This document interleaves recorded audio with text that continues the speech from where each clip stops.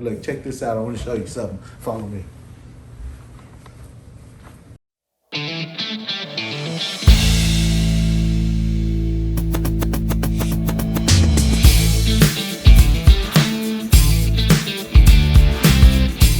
Hey B, What's up? this morning you were talking about mentioning how you've been thinking a lot about the beginning of your spiritual journey and the people that made a big impact in your life. And in the past 6 months, there's been a lot of changes in your life, and you're talking about recentering and getting back to your roots. Can you talk a little bit about that? Yeah, I think I reached out to a couple of people that when we first began our spiritual journey, just to connect with them, sit down, have some breakfast, talk. I think what for me, it's kind of the same. Getting back to the basics, there was a things that happened, in my life, in my family's life, back then, that caused this big change in our life. And sometimes, as life goes on, and whatever walk, whatever journey you're on, however life is moving you, whatever God's doing in your life, you tend to get caught up in the now and forget about how it all started. And for me, I just kind of hit a point where I just wanted to get that refresher. I wanted to be around some people who were there at the beginning, who saw us at our most vulnerable, and just reconnect with them. Kind of trying to get that feeling back. You can things start to get busy and happen in your life. Look, check this out. I want to show you something. Follow me. You see this dozer out here? That's pushing. It's pushing all the there. You can't tell from here, but it's falling over trees and some trash and debris, and there's big piles all along there. And what that is today there's a pond that we have on the new property we got. That pond at one point on this property it was clear, clear pond. The land around it was clear. Our neighbors said they used to jump in the pond, play in the pond. Cows would go to the pond. Well, I don't know how many years ago that was, but it's overgrown. And what they've been doing today is clearing out everything that had grown within that pond, and they're pushing it off to the side to get that pond nice and clear and everything cleared away. And I just felt like, in my life, what happened was life gets busy, and it could be a lot of great things there is a lot of great things that have happened in my life since then. We gave our lives to Christ about 11 years ago and began this spiritual journey. And since then, there's been a lot of great things and God moving in our life. But if you're not careful, what was clean and pure and nicely, I don't know the right word, it's not paved, but cleared out, can tend to overgrow again, and you lose track of what it looked like and why you first started. So the same way that we've cleared around this pond, and now you can see the pond again, and now that we see the pond again, we see some things that the pond is going to need to get cleared up a little bit more. I just felt like, I think I need to do that in my life. I need to go back to the beginning and talk to some people that were around back then, and be reminded of why we started. And I'd like for them to, just like our neighbor was like, man, we used to jump in that pond. The cows would go. There was a tree house, they said, and a tree near the pond that they would climb up and jump into the pond. Just so many things that I imagine reconnecting with these people. They'll remind me of stories that I've forgotten about from the beginning, and maybe reignite a passion in my heart and in my life. I don't know what it'll do or what'll come of it. All I know is that I just felt like that's what I needed. So I started making a couple of calls. You mentioned the clearing of all the brush and the weeds as being a metaphor of clearing out things in your life. Is there anything in your life that you're seeing that's starting to weed out again that you need to clear out? If you want to share. Yeah, I think one thing that is great. I think God gives us ambition. Ambition is great to have, especially as a business owner, because you need that drive to keep going. Uh, but at the same time, ambition can push you outside of what God has for you. I think we I feel like I knew where I needed to be. I feel like we had a plan. God continued to increase it and lead us that way. But that ambition can get carried away, and all of a sudden, I'm planning this and I'm planning that, and I'm trying to go this way and that way. And, to go back to the illustration of some of the trees around the pond we left, but there was so many, they didn't start out as trees. They're weeds. They're these, hackleberry trees, or we call them Chinaberry trees, but they're these trees that they start off as weeds and they grow just as big and strong as the other trees that are next to it. Matter of fact, there's one we're leaving back there that's grown bigger than all the other ones, but it's not a good quality tree. It's not something that we really wanted. So we're knocking down the ones that we don't want and leaving the ones that we do. And in life, I feel like you can build something that you weren't supposed to build, and you can build it strong, but that doesn't mean it's really supposed to be in your life. And I think that happens to us personally, in business, in family, along the way, as we spend time building something we were never really supposed to build because our ambition told us we needed to, and we didn't really listen to God's voice on where we needed to be. And that's why it's good to have people in your life, people you can call.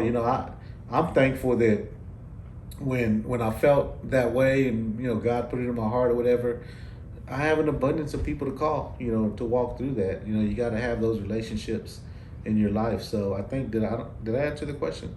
Yeah, you did. You mentioned that there's some trees back there that are not quality trees that grew, but they're not desirable.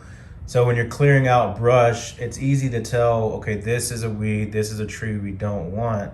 But how do you discern that in life? Like, okay, this is something that grew, that I allowed to grow. I even watered it and it grew, Yeah. but I shouldn't have done it. How do you discern what is Yeah. the quality and what is not quality? That's a good question. Relationships and wise counsel. Don't pretend to know. I always tell my kids, so my daughter graduated this year, just turned 18. Don't get me crying on camera, but she's already surpassed my level of education. I didn't graduate. So, I tell her, hey, Cam, guess what? You're smarter than me because you've surpassed my level of education. But you'll never be wiser than me because I'm older than you. And wisdom is different than just being smart. You can be book smart, but you have to have years on your life to be wise. You have to get around people that are older and wiser than you that can tell you, hey, that's not a plant, brother. You're spending a lot of time growing that, but you're growing a weed in your garden, and it really needs to be pulled out. You need to spend more time growing things that are meaningful. But you kind of get blinded. You get blinded, especially like I say, with that ambition, and you start to see, you get that tunnel vision, and you think you're building something, you're growing something, but it's not something really that you should be growing. Maybe it's not something that's valuable, but you need outside influence, outside people speaking into your life to sit there and say, hey, Brian, you've come to me, you asked me, you've given me some authority to speak into your life. Can I tell you that what I'm seeing?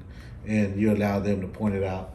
Our neighbor, he grew up on this property back here, these acres. So we asked him, hey, which one of these trees are good, which are not good? Majority of them weren't good. So we didn't know, but we asked somebody who knew better. You got to have those relationships in your life. That's good. So the way to discern what's a good thing in your life and a bad thing is to have the relationships to help you evaluate that. Now let's go a little a deeper level. How do you discern what are good relationships and bad relationships, and like who to trust and who actually has wisdom behind them? Man, that's good. If you're trying to build a garden, look at someone else's garden. Don't take their word for it as far as them saying they know how to build a great garden if they don't have a great garden in their backyard. Don't allow somebody to give you advice on something that they haven't been through, they haven't done. So do your research. You're questioning them. You're building relationships with them as well. You have to know who you're giving that authority to, who you're allowing that voice to speak into your life. You need to know their background, their past, what they've overcome, how they've overcome it, before you just take anyone's advice. I think when I was younger, just looking for some type of voice in my life, I often fell victim to listening to the wrong voices. And I was so eager to have these relationships and have somebody putting in that time that I would often do the wrong things because I was listening to the wrong voices. So you can tell a tree by its fruit. You got to look at the fruit of the trees, the fruit of the people that you're listening to, what they've done. And it goes back to, you hear me say it all the time, defining success. So you're not looking for the richest person to give you wisdom, because the outside can look one way, the inside can be totally different. Successful to me is I want somebody who's had long-lasting marriage, who's raised some great children, who are pillars in the community, who are always helping. There's things that I'm looking for that maybe the average person isn't looking for. I don't care how big your home is, how much love is in your home. I don't care how nice of a car you drive. Are you giving people rides that needed in that car? So there's things you want to look for that are more built out of character and integrity, and not so much, I want to follow him because he's made millions of dollars. So you've talked about gleaning and getting wisdom from people, and I've heard before that there comes a point when you have to realize where you're at. You should always know where you're at, or evaluate where you're at in life as far as what season. Are you now in the season where it's shifting to where now you're the one pouring into people? And if so, what has that been like? Yeah, I don't know, man. I'm always I don't know if it's just humility or what it is, but I just don't think that of myself as someone who just pours into a lot of people. I guess I get a little shy when someone comes and says, "Oh, you said this and you've taught me this and showed me this." So, and then they start calling me, Mr. Sosa or Mr. Brian. So, getting older in life, and I guess the younger ones are starting to listen a little bit more. But to me, here's the thing: whether I'm giving somebody some wisdom, some advice, and they're taking it or not, I just feel like everything I learned in life is going to help somebody. The more people I can share it with, hopefully, they can use it to their advantage. I had some wonderful men in my life, who have taught me so many things at different times, in my life. And it wasn't always a Christian faith thing. Just good men who God put in my life at some time, and who taught me about, how to be a better husband, how to be a better business person, how to walk with integrity, how to manage my finances a little better. Still haven't learned that part, but but just people you come across. So now, where I'm at in life, being able to take the time to speak that to someone else's life, I appreciate it. I appreciate what God's blessed me with in my life. I appreciate the hardships, the struggles that I've been through, because I've been able to learn through them.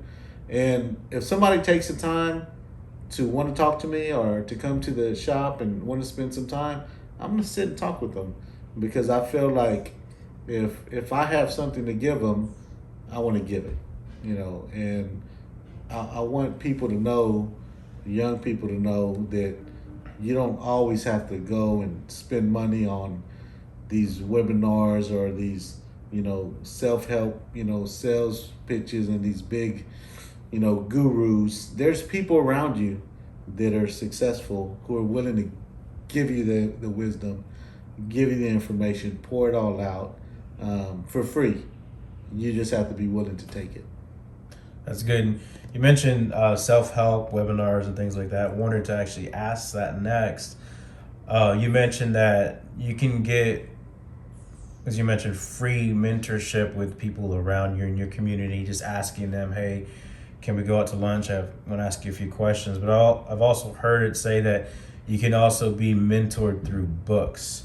So are there any books that stand out to you that have helped you in your personal growth in any part of your life? Yeah, I've never been a big book reader. I'll give the easy one. The Bible, of course, has helped me build a lot of character.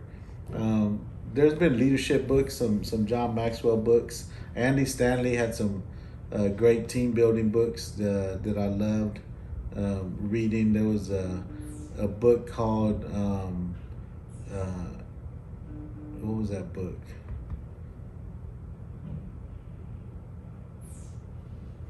What was that book that we read? The 1% Better, the Compound Effect. Yeah. There's a book called The Compound Effect that I really, really loved. It really helped me in the business. I'm not a big reader. I'm more, the books that I have, I have them on Audible and I listen to them. There's a book called Power Relationships that I really, really enjoyed. I like more just listening to books, videos, YouTube, things like that. Are there any podcasts that you listen to consistently?